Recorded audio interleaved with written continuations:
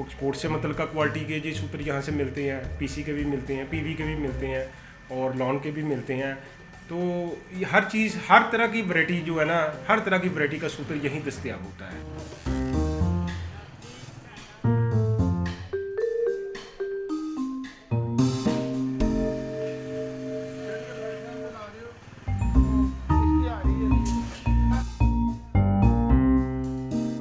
सूत्र की खरीदो फरोख्त है ना, वो तो पार्टी के नाम पे होती है। पहले ब्रोकर जाता है, पार्टी का नाम बताता है, फिर जो है ख़रीदार होता है या लूम वाला होता है या इन्वेस्टर होता है, वो हिसाब से उससे कमिटमेंट करता है पेमेंट की। ज़्यादातर जो सूत्र वाले हैं ना, वो पैसे पहले लेते हैं। ये बहुत सारे लोग बाहर से भी आते हैं और जान भी लेते हैं, और ज़ाहिर बात है वो मेंबर भी नहीं होते, और बाज़ लोगों की यहाँ पे दफ्तर भी नहीं होते, वो चलते फिरते बिजनेस करते हैं। जैसे आपको पता है कपड़ा मार्केट लगती है शाम को, कारखाना बाज़ार भरा होता है, जिस तरह ऐसे एक मंडी लगी हुई है, खड़े होकर सौदा बेच रहे हैं, ले रहे हैं। ज़ाहिर उन्होंने उधर से कपड़ा बेचना है तो इधर से आके सूत्र लेना है।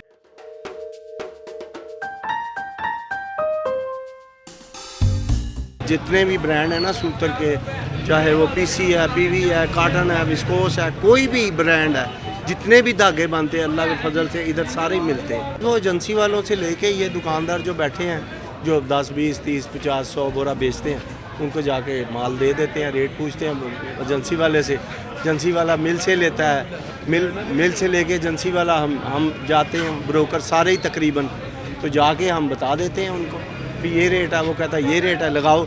बस फिर कोशिश करते हैं, अल्लाह मियाँ काम करा देता है।